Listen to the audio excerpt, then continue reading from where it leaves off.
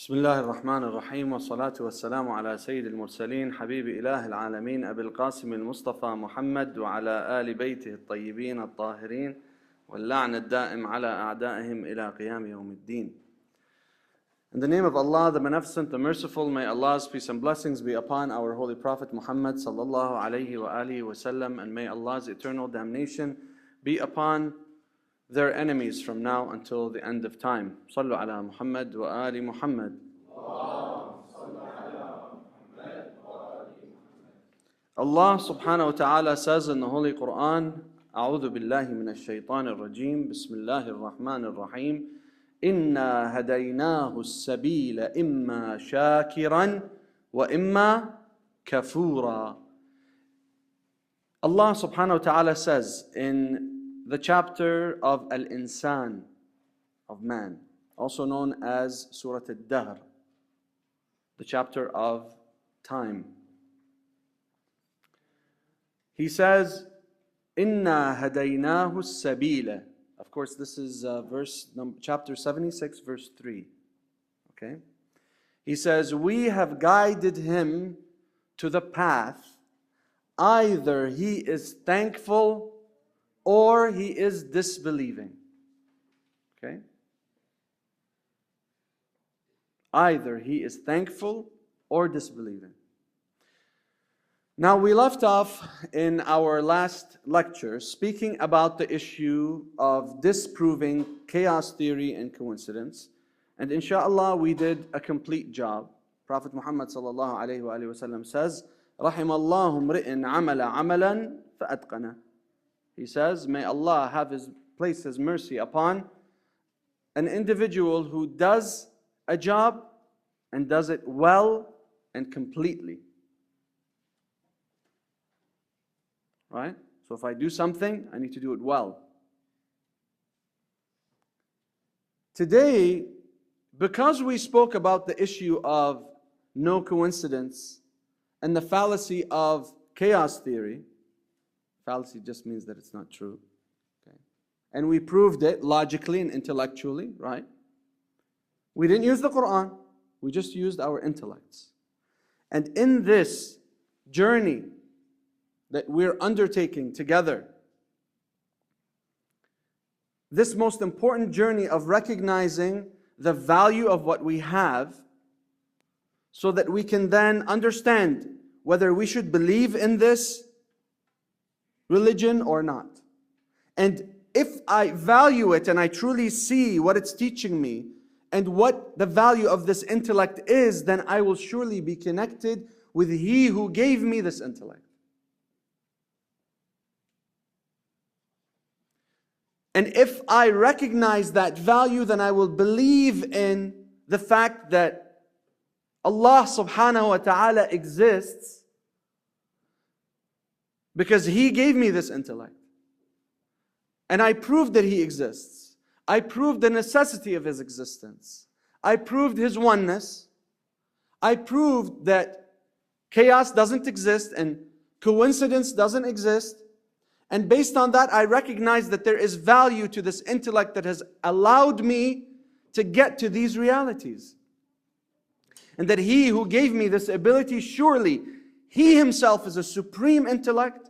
And because He is a supreme intellect, He has more value than anything else that exists in this world. And because He has that much value, because He Himself gave me all that I have, created all things, then surely He would be the one that I look towards to understand what it is that He wants of me. But before we go there, when we deal with the issue of coincidence and we deal with the issue of disproving chaos, the question arises, does that mean we're predestined? Am I right? Is that not the question that comes to mind? Does that mean we don't have free will? If you say there's no coincidence, and we always say, well, what a coincidence. I was just going down to the store and I saw fulan and fulan, so and so, right? What a coincidence. Is that Just a coincidence, a mere coincidence? Or is that based on a series of choices? If we say that we believe in predestination completely, then what's the point of life if everything is predetermined? Isn't that the question that comes right after that? If I don't have free will, then why will Allah punish me in the hereafter? Everybody says if you do bad, then Allah will punish you. And if you do good, then Allah won't punish you. But if we're all predestined and have no free will, and we're programmed to act in a certain way, then surely it would be cruel of Allah to let me live this life only to punish me while others were born and meant to go to heaven, and I wasn't. How cruel would that be? But see, if Allah subhanahu wa ta'ala were to do that, that would imply that He is cruel. And if He is cruel, then cruelty is a deficiency. And we said Allah cannot be deficient. Therefore, He cannot be cruel. And therefore, if someone is cruel, or someone makes the claim that Allah is cruel, we say very simply, do you believe in God's perfection? They'll say to you, yes. If they say yes, then you say, well, then God can't be cruel and predestination can't exist. It's an intellectual necessity. Because predestination would be cruel. It's kind of like I tell my brother and I say to him, listen, dear brother, smack. What'd you do that for? Because. What do you mean because? I mean, did I do anything bad? Hussein, did you see me do anything bad? Hussein practices husn al-dhan. He always thinks positively. He's like, no, man, you do something bad? No. Then why did he hit me? How many of us has that happened to us, right? I see Talib raise his hand. That happened to me. Isn't that ugly? Isn't it cruel? We say, how cruel? What? That is so unjust. Why would anybody punish you for something that you were predestined to do? You were programmed. And even worse, He programmed you to do it. So why would He punish you for doing something He programmed you to do? It doesn't make any logical sense. So today we'll be dealing with the issue of predestination versus free will. And our goal is to answer these questions surrounding them. And honestly, it's really not that complex of a problem. Because Allah gave us an intellect, and we've been able to prove Allah's existence. We've been able to prove Allah's oneness. We've been able to prove that there's no coincidence and no chaos. Now, all we need to show is something very simple. And we mentioned in the verse yesterday that Allah subhanahu wa ta'ala says that He gave us signs in the horizons and within ourselves حتى يتبين لهم أنه الحق. Allah says, and we gave them these signs in the horizons and within themselves. Why? So that it becomes clear to them that He is the truth. This Creator, Allah, in His oneness, which we proved. So let's go through this process. I see the sun, it comes out every day from where? Which direction? Where? The west. And it sets where? East. Okay. My heart, it beats. Do I tell it to beat? So I just looked at the horizon, right? I saw the horizon, I saw the sun coming out, sun coming down. Okay? Now I'm going to look within myself. Central core of myself is what? My heart. Do I control its beats? Do I? Do I? I control its beats. I do? Wrong. Modern science proves what? That there is something called Purkinje's hiss, or the hiss of Purkinje. Right in the middle of the heart, produces electrical pulses all by itself. The mind does not produce any hormones to tell it to do so. It's just a little pacemaker that's right there. And we've heard that there are pacemakers when a person has a problem with their heartbeats. What do? They actually install an external pacemaker. It's not that they give the person a drug so that the chemicals within the body can control the heart. See, Sayyid Ali? They actually install an external pacemaker. Isn't that interesting? Contemplate that. So then the man himself, the human, can't control what? His own hiss of Purkinje. He can't control it. It produces these electrical impulses that cause the heart to beat. So then I see things in the horizons that I don't control. I see, for example, sometimes you plant a seed, and sometimes it comes out and sometimes it doesn't. That's why you plant quite a few seeds. Am I right? Where's our green thumb, Mr. Sammy? Right? Am I right or no? Right? You try to plant as many as you can. Some come out, some don't. Some survive, some don't. You provide the same care and nurturing to all of them. You provide them the sun. No, Allah provides them the sun. You provide them the rain. No, Allah provides them the rain. You provide them the soil. No, Allah provides them the soil. You just get it from Home Depot or Lowe's or Walmart or wherever you buy your soil from. Okay? No, but they manufactured it. Yeah, but where? It came from natural products. You want me to say where it came from too? Brother Allah laughs. That's a good Iraqi joke, actually. Okay, so then what does that tell us? That tells us then that there are things that I have no control over in this world. I have no control over, notice I looked outside again, now I'm looking within myself. Okay? I have no control over when I'm born. It's a product of the choice of two people. And even then, you see couples, Allah shows us. And He mentions this in the Holy Quran, but I won't mention the Quran yet because I haven't proven it. Okay? We'll take care of that tomorrow. We see people who, mashallah, they just sprout children out of their ears. Okay? They're so fertile. And we see other people that are infertile, unable to produce children. For years, they have hormone treatments and they have all this stuff, but it's just not within their hands. It's outside of their hands. It's not something they necessarily can control, even though we think that we can control it when a person is fertile. They think they can control it. No, that's not always the case. That tells us what? That Allah instilled this greater power. The Creator gave each person certain characteristics. It wasn't by choice. No one is sterile by choice, right? So we looked outside, we looked within ourselves. That tells us what then? As we contemplate with me, place your thinking caps on. You have them on? Contemplate with me. If that's the case, then that tells us that there are things that are pre-programmed, and there are things that, what? No, there are things that are just pre-programmed. They're pre-programmed. Oh, are you saying then everything is predestined? No. Now we talk about free will.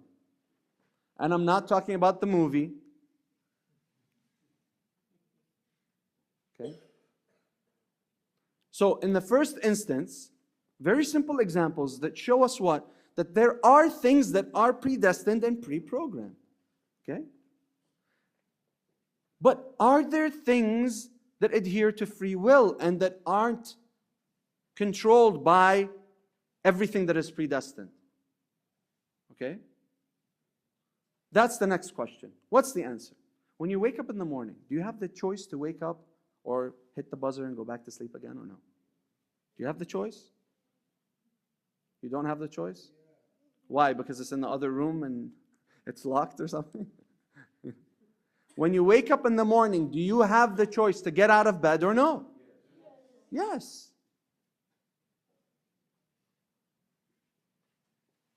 When you get in the car, do you have the choice of, when you turn the ignition and start moving, whether you go right or left?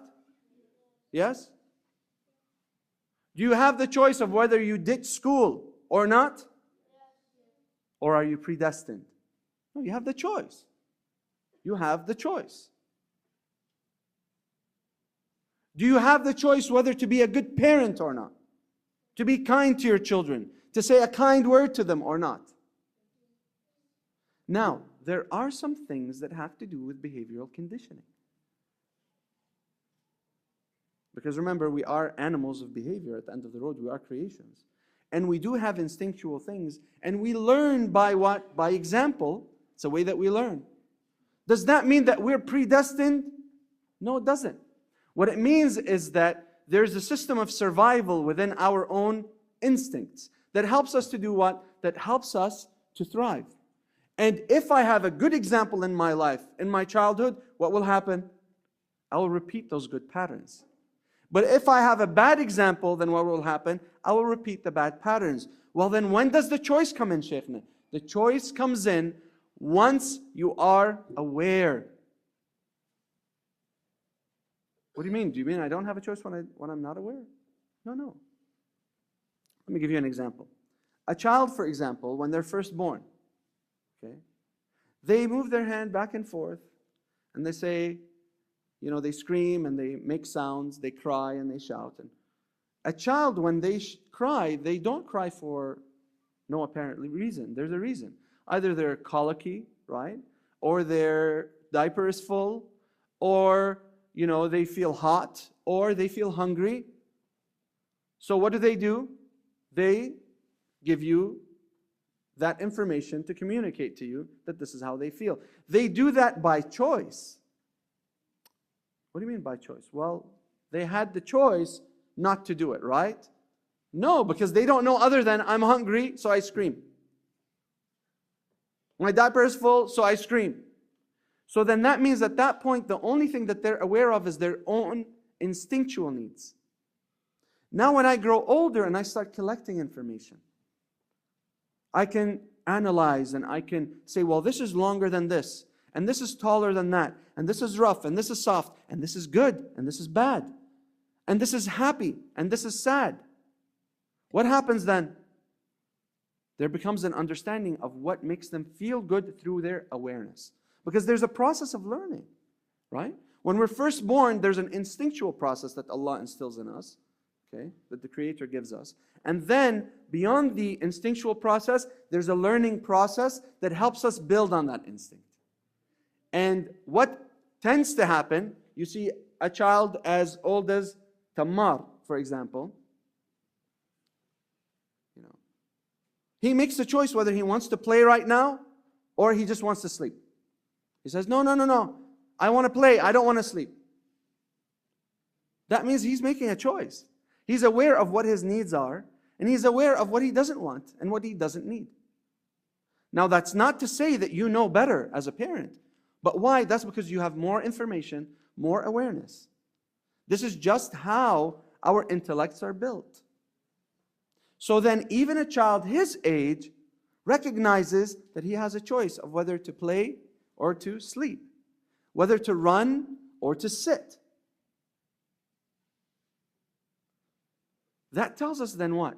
That tells us then by priority an older person who has that awareness, is not insane, is conscious, has the choice of moving right or left, up or down, right? Exercising or not, eating late or not. Correct? Wearing tight clothes that are fit or not, right? Men, of course, I'm not talking about the sisters.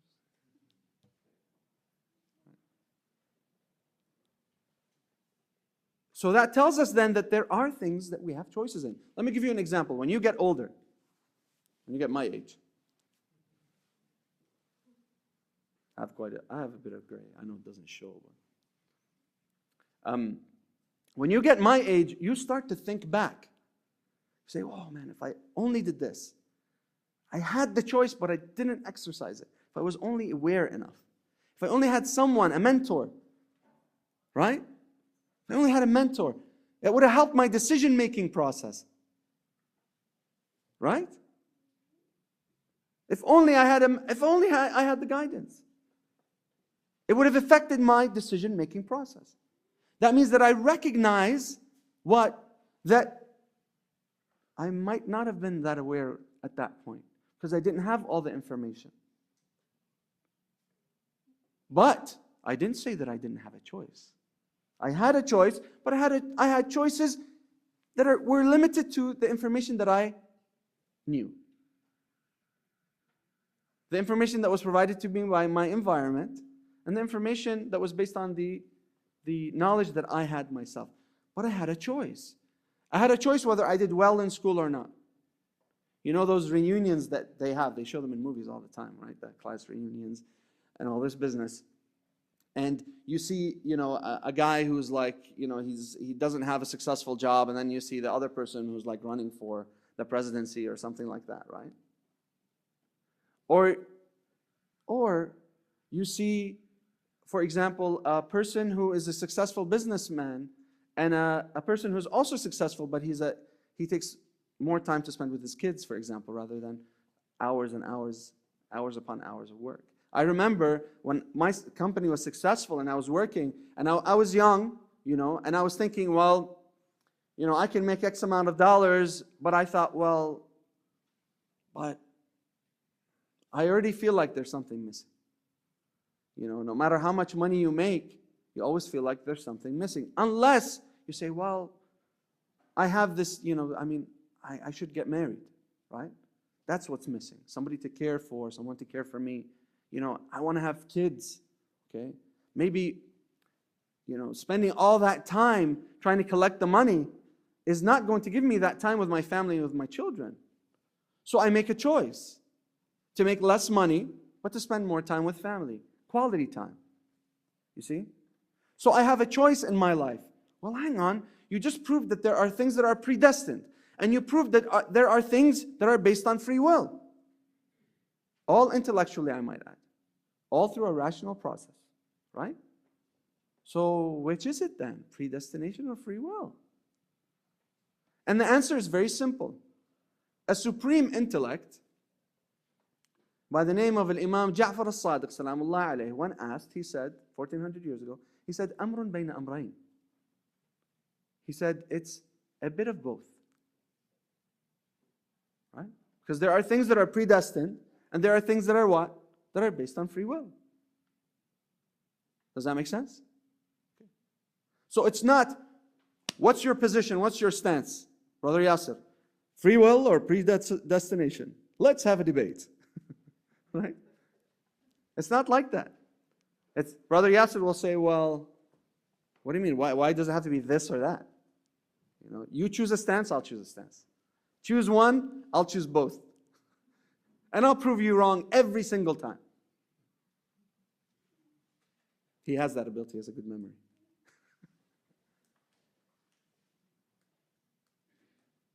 Okay.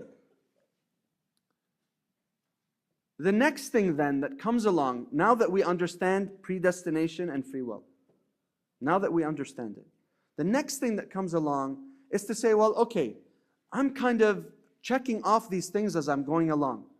I've proven Allah, I've proven His oneness, I've proven His necessity, I've proven no chaos theory, no coincidence. I've proven that some things are predestined and some things are what? I have a free choice in, okay? What's next?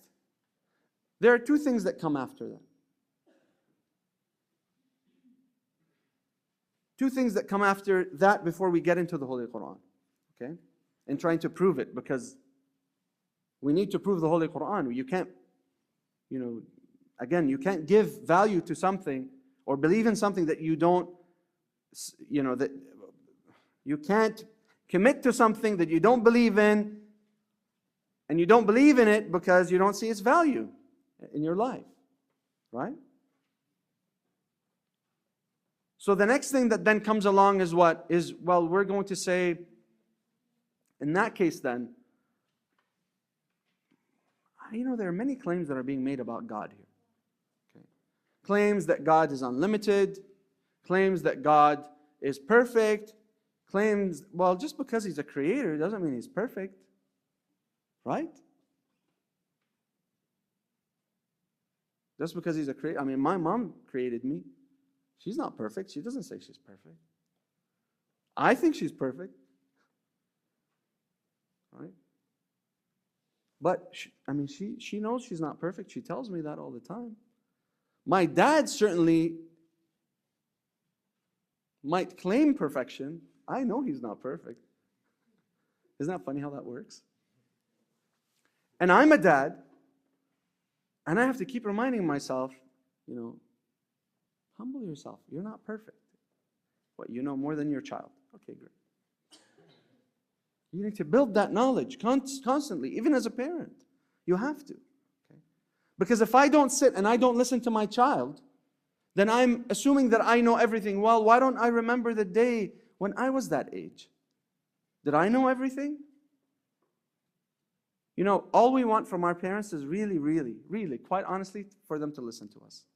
For them to give value to what we think, right? But see, they want us to listen to them too. So, conflict. One of the biggest complaints about parents is what? Is they don't listen. You know why they don't listen? Because they're trying to cut time. Because they've gone through it, they've done it, been there. Have you seen that commercial, that Mountain Dew commercial? Been there, done that. Okay? They've been there, they've done it. And you look at them and you say, oh, we're so different. They'll never understand what I'm going through. No, they understand. They went through what you went through. And you guys, whether it's father and son, daughter and mother, or the other way around, no, there are a lot of similarities. Okay? A lot of similarities. Now, that's not to say that there isn't the aberration that comes every now and then, where, a parent is totally out there and the child is a lot more responsible. Okay, that does happen. All right? But with most parents and their children, the conflict is because they are very similar. You were similar to them when they were their age, when you were their age, and they know this. So they say, listen, stop wasting this time. Let me explain to you what you should do. Listen to me. Let me tell you a little story. This is how I was. This is what happened to me. But that's not what we hear.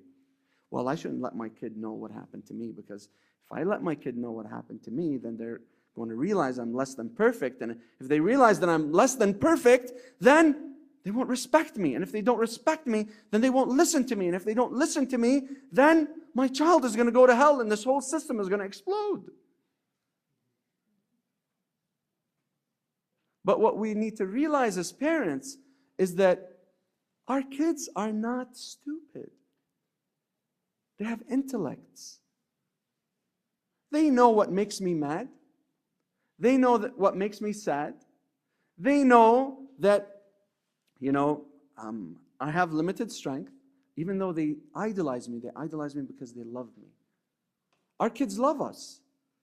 And that's why when we don't admit our mistakes, what happens? They rebel against us. Why? Why? Because we say, our parents should be better than this. They always taught us not to make mistakes and to admit our own faults, and they don't want to admit their own faults. They always say that we shouldn't be stubborn, and they're being stubborn. Why? So, if the parent doesn't realize this, then who needs to realize it? The child, the son, the daughter. They need to say, well, I respect the fact that this person gave me life. I respect the fact that this person took care of me. And what I need to do is take care of them just like they took care of me. If I know that they're going to be stubborn with this point, then I'm going to try to help them work it out without being in their face.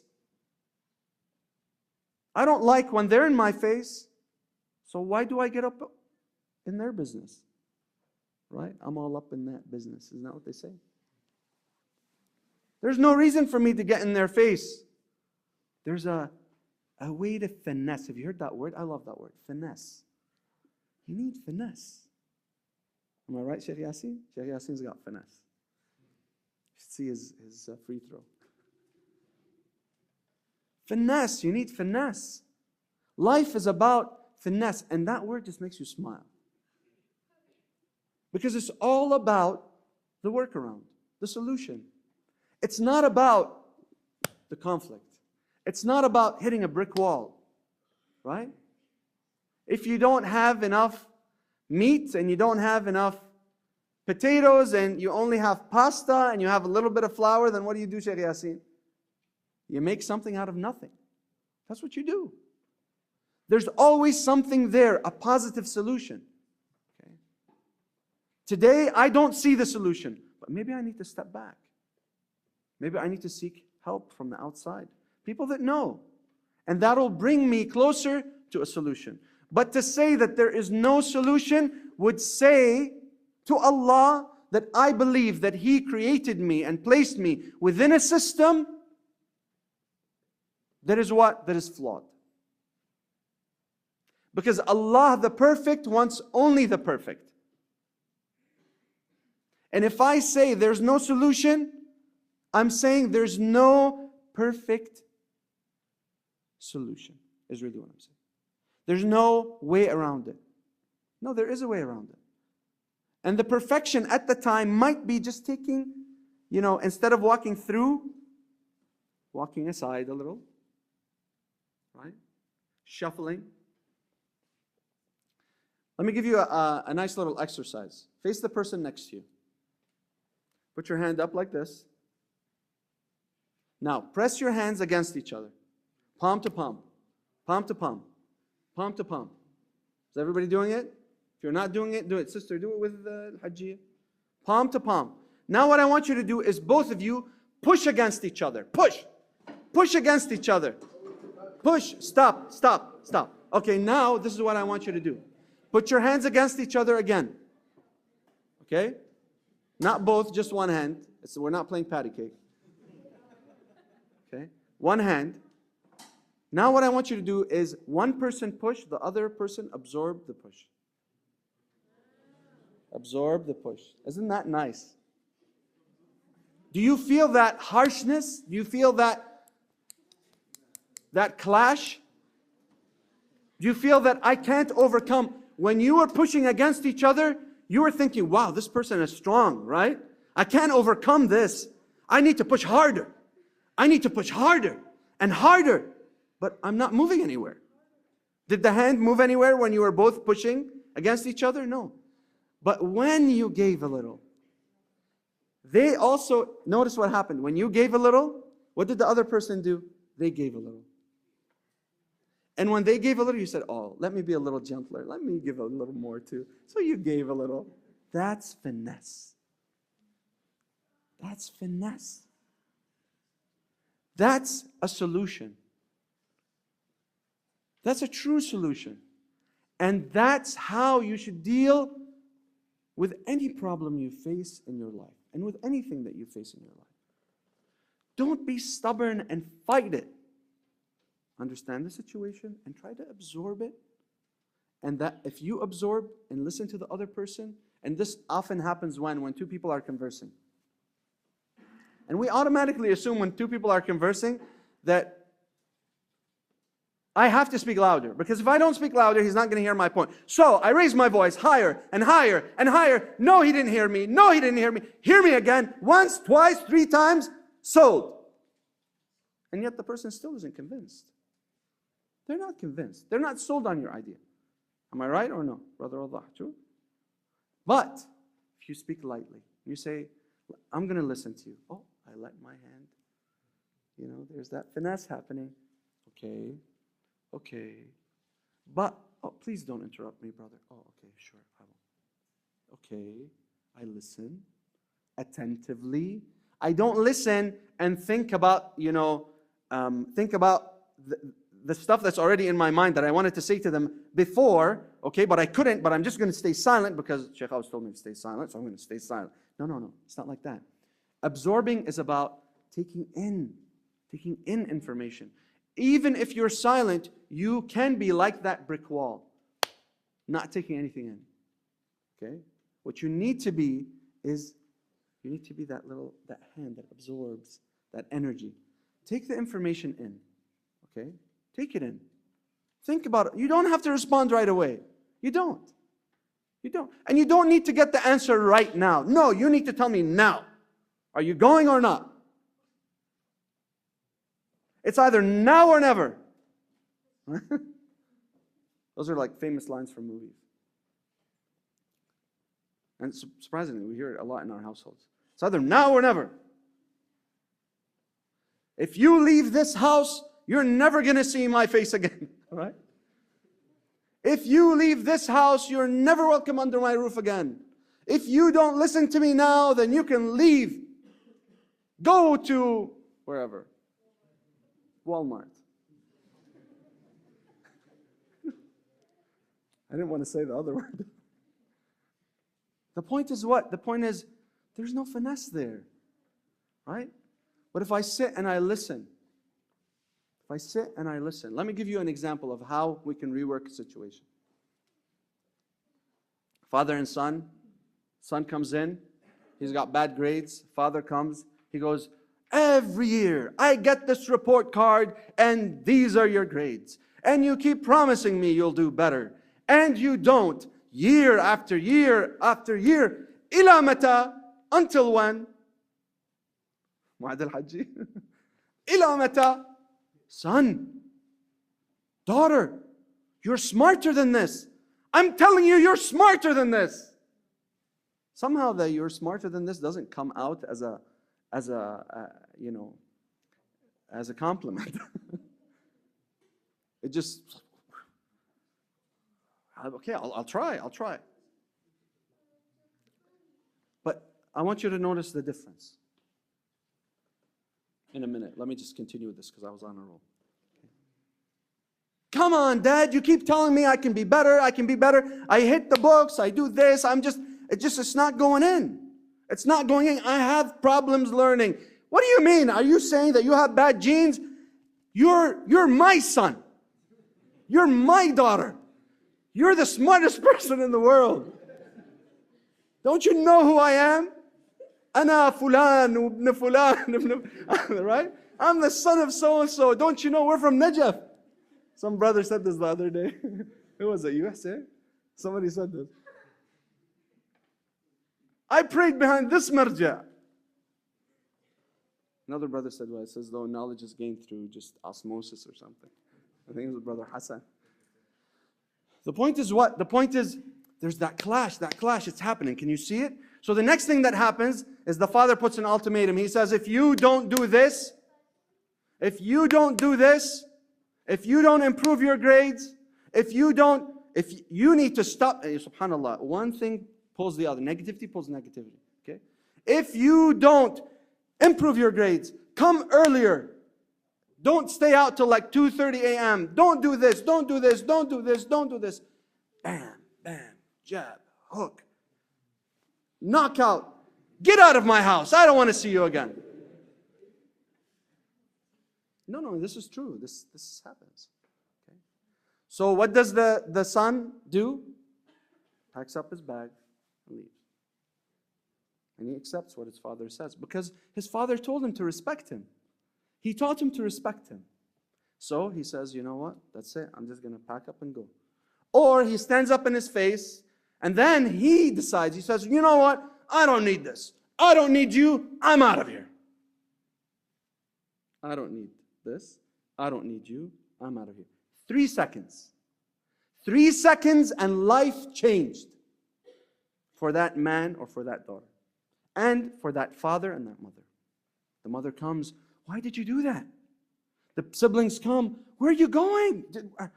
We'll talk to him. Let's rewind. Somebody make a rewind sound. Ahsan. We're back to the report card. Okay. Son or daughter come in. And what happens now? The parent says, you know, I know you're smart. I can see you're smart. You got an A in phys ed.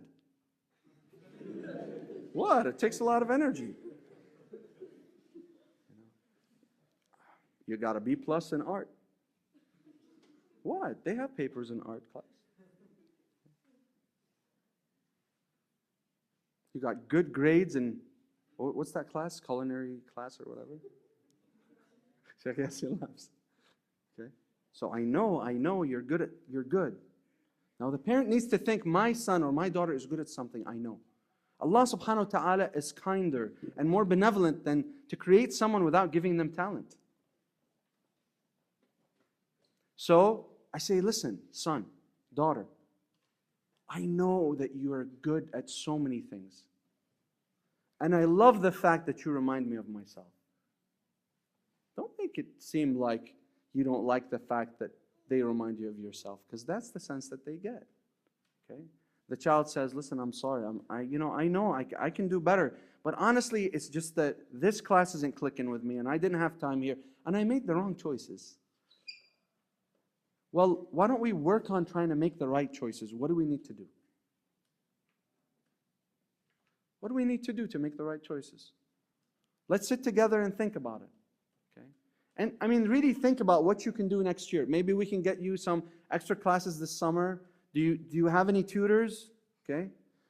The conversation didn't even come close to, this is my house, these are my rules, and if you don't like what I have to say, then get out. Didn't even go there. Didn't even go there. Okay? And when the parents set the tone, what happened? The child followed suit. What if the parent doesn't set the tone? Okay? What does the child need to do? Because then I don't want to put the burden just on the parent, because the parent is not perfect. They're limited. They're not God, right? They're not infallible. They want you to learn from their mistakes. So what do I do? What do I do? My dad is going off on me. My mom is going off on me. Okay, I need to say, okay, I need to absorb what they're saying to me.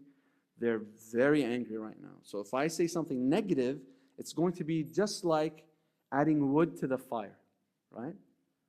Even when the fire is just, almost ashes, right? Sammy comes and places his little teepee of wood. As he adds one, and he adds the second and the third and the fourth, next thing you know, you've got a flaming fire, right? As higher than the roof. Why? Because he kept on fueling it. And don't say, well, I didn't do anything. I just said this. No, you did do something, because you did say that. Here, silence is golden. Absorb, let the person, that the person is angry, let them say what they have to say, okay? And then when they calm down, go and sit with them. I know a parent who used to hit his child. And what's interesting is, after he hit that child, okay, he would go to the child's side, hug them, and say, why did you make me do that? And the child's thinking, why did I make you do that? You did that. That was your choice. You were out of control. No, you made me do it. Of course, the child is thinking this. He doesn't say it, because he doesn't want to disrespect the parent. He's like, he sees the tears, in the father's eyes. And what happens? Everything's okay. Everything's okay. And then the father doesn't go and work on themselves, and the child doesn't go and work on themselves, because both need to work on themselves. When we live with people that are of us, that gave us life, they have a right upon us, right? And the most simplest of rights, the simplest, is what? Is to listen, right? See these lips? These lips aren't always made for moving. When these lips, it's a fact. If somebody's doing this, they're not doing this. Somebody's yapping, they're not hearing. You can't talk and hear at the same time, and I mean really listen to what the other person has to say. You need to listen, okay? So if you want to hear more, work on speaking less. So if I sit and I talk to my parent, or I talk to my sibling, or I talk to my friends even, okay? Sit there and listen. And you know what? If you sit and listen, what will they do? They'll give also.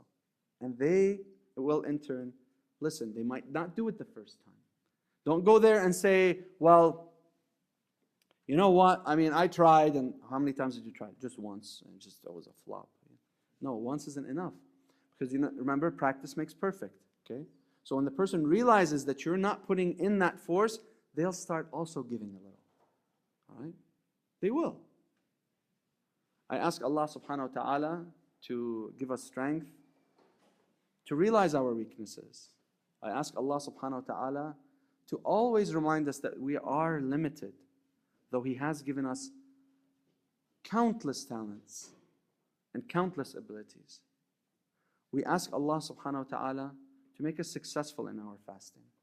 We ask Allah subhanahu wa ta'ala to allow us to gauge everything by what He wants of us. For He is the unlimited, and the unlimited can want no less than the unlimited. He might create us as limited, but He wants perfection for us, and perfection is an unlimited trait. It's an unlimited characteristic. Inshallah, tomorrow we'll discuss a little more about this whole issue of, limitation versus being unlimited and finite. I wanted to cover that today, but we went on a tangent talking about, some social issues, and I think it was important to do so. Inshallah, tomorrow we'll continue with our intellectual discourse.